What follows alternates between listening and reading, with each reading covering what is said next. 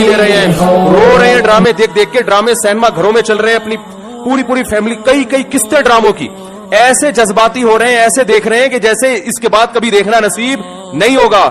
اور بڑی تعریفیں, ایسا ڈرامہ, ایسی فلم. تو میرے بھائی یہ لغویات ہیں, یہ وہ چیزیں ہیں جن میں ٹائم ویسٹنگ کے علاوہ کچھ بھی حاصل نہیں ہوتا. جو لوگ ان چیزوں میں دلچسپی لے رہے ہیں, اللہ کے قرآن کے مطابق ان میں جنت کی علامت نہیں پائی جاتی. آپ ڈرامے دیکھتے دیکھتے قبر میں چلے جانا, یہ ڈرامے آپ کو اللہ کی جنت سے ہمیشہ کے لیے محروم کر سکتے ہیں. آپ کہہ سکتے ہیں انٹرٹینمنٹ ہے نا, تو یاد رکھو ایک انٹرٹینمنٹ جائز ہوتی ہے جو آپ کی صحت کے لیے اچھا ذریعہ بنتی ہے, آپ کے دماغ کو فریش کرتی ہے. ایک انٹرٹینمنٹ وہ ہوتی ہے جو آپ کے جذبات سے کھیلا جا رہا ہو اور آپ کو غلط میسج دیے جا رہے ہوں.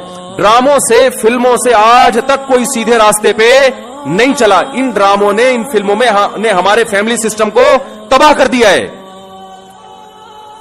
کیسے کیسے ڈرامے دکھائے جا رہے ہیں. طلاق دینے کے بعد بیوی اسی گھر میں رہ رہی ہے. آپ بتاؤ, جب ہماری بچیاں یہ چیزیں ڈراموں میں دیکھیں گی تو طلاق کا جو اسلام نے کانسیپٹ دیا اس کا وہ تباہ ہو جائے گا کہ نہیں ہو جائے گا. بار بار ڈراموں میں حلالہ دکھایا جا رہا ہے, حلالہ. تو کیا میسج جائے گا ان جوان لڑکیوں اور لڑکوں کو جو یہ سب چیزیں دیکھ. مجھے ایک بات بتاؤ, میرے ایک دفعہ بیان شروع ہوئے, کچھ وقت میں نے طلاق کا جائز طریقہ بیان کیا تھا, اسلام میں جائز طریقہ کیا ہے. میں نے 2-3 قسطیں ریکارڈ کروائیں, کمپلیٹ کیا, اس کے بعد 1 سال تک موضوع نہیں چھیڑا. لوگوں نے مجھے کہا دوبارہ, میں نے کہا نہیں, کیونکہ ایک چیز کو جب بار بار لوگ سنتے ہیں تو چاہے وہ صحیح سینس میں بھی سنے, ان کی نظر میں وہ چیز ہلکی ہو جاتی ہے. میں نے کہا بار بار ایک ٹاپک چھیڑوں گا تو ایسا نہ گھر میں طلاقیں شروع ہو جائیں. سمجھ میں آ رہی ہے بات؟ او بھائی, ایک چیز کتاب کی حد تک شریعت نے بتا دی, ایک دفعہ بتا دی, بار بار اسی کو, تو کیا ہوتا ہے. آپ ایک چیز کو بار بار جب سنو گے, جو چیز انسان بار بار سنتا ہے زبان پر وہ ہلکی ہو جاتی ہے. میں نے کہا اس سے گھروں میں طلاق کا ریشو بڑھنے کا خطرہ کم نہیں ہوگا, ایک چیز کو بار بار ریپیٹ کیا جائے. تو بتاؤ, ڈراموں میں بار بار طلاقیں دکھائی جا رہی ہے کہ نہیں دکھائی جا رہی ہیں. فلاں کی پھڈا ہوا, اس نے اس کو طلاق دے دی, ڈیورس پیپر بھیج دیے, وہ طلاق دے, اس نے وہاں شادی کر لی, ادھر طلاق لے لی, ادھر آ گئی, وہ حلالہ ہو گیا, فلانا ہو گیا, ڈمکانا ہو گیا. جب یہ چیزیں گھروں میں چلیں گی, آپ کو کتنا ہی اچھا ڈرامہ لگے, تو یاد رکھو آپ کی نسلیں تباہ ہو جائیں گی. مائیں بچیوں کو سکھاتی تھی, بیٹا ڈولی جا رہی ہے تو اب جنازے کی کھٹولی آئے گی واپس. بتاتے تھے نہیں بتاتے تھے, ہم تو بچپن میں سنتے تھے, بھائی ڈولی جا رہی ہے اب جنازے کی کھٹولی آئے گی, طلاق لے کے نہیں آنا. ہاں, جہاں جائز طلاق ہے ہم تو کہتے ہیں کہ وہ جائز ہے, اس میں اتنا ظلم جائز نہیں ہے کہ بچی کو بیڑا غرق کر دیا پھر بھی آپ, لیکن اصول تو یہی ہے نا کہ یہ بری چیز ہے. جب بار بار کلچر میں یہ چیز دکھائی جائے گی, شوہر نے تھپڑ مارا بیوی کو, وہ عدالت چلی گئی خلا لینے کے لیے. ہر گھر میں تھپڑ بھی ہوتا ہے, ہر گھر میں گالی گلوچ بھی ہوتا ہے, یہ تو نارمل چیز ہے. تھپڑ مارنا صحیح نہیں ہے, اچھا کام نہیں ہے کہ شوہر بیوی پہ ہاتھ اٹھائے, لیکن سب کچھ ہوتا ہے گھروں کے اندر, وہ بعد میں سب سیٹ ہو جاتا ہے. لیکن ڈراموں میں جب دکھایا جائے گا شوہر نے بیوی پہ تھپڑ اٹھایا, ہاتھ اٹھایا اور وہ چلی گئی عدالت سے خلا لینے, تو کل کس مرد نے غصے میں کسی عورت پہ ہاتھ اٹھا لیا تو وہ عدالت کا دروازہ نہیں کھٹکھٹائے گی کیا؟ اس تھپڑ کی تلافی 100 دفعہ ہو سکتی ہے, مرد منا سکتا ہے, لیکن عدالت سے جب ڈیورس ہوگی اس کی تلافی نہیں ہوگی. مرد کے دل میں نفرت پیدا ہوگی, اس سے مجھ سے طلاق کیوں مانگی, کیوں گئی ہے ڈیورس لینے کے لیے, بچے تباہ برباد ہو جائیں گے.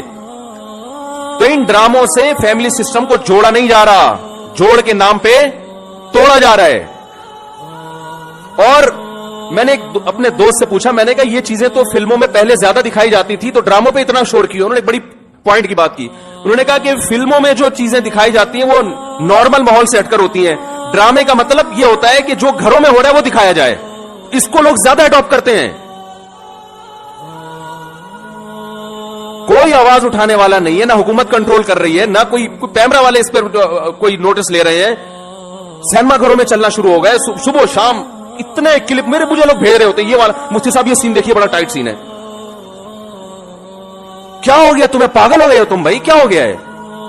میں اپنے دوستوں سے کہتا ہوں, میں میٹنگیں کرتا ہوں بلا کے کہ یار ٹائم کی بڑی کمی ہے, میرا سارا دن اسی پہ گزرتا ہے یار, بہت سارے کام کرنے ٹائم نہیں مل رہا. جب رات کو سونے کے لیے لیٹتا ہوں تو ندامت کے ساتھ, اللہ کی قسم میری یہ حالت ہے کہ یار آج بہت سارے کام کرنے تھے مگر آج بھی رہ گئے. ہم حیران ہو رہے ہیں, آپ 2-2, 3-3, 4 گھنٹے کیسے ٹی وی کے سامنے بیٹھ جاتے ہو؟ ٹائم کہاں سے آ رہا ہے آپ کے پاس؟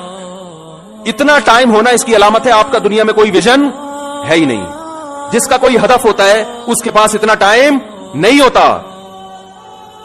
تو یہ جو ڈراموں فلموں میں ٹائم ضائع کیا جا رہا ہے نا, خدا کی قسم موت کے وقت حسرت کا سبب بنے گا. موت کے وقت اللہ نے زندگی صرف ایک دفعہ دی ہے.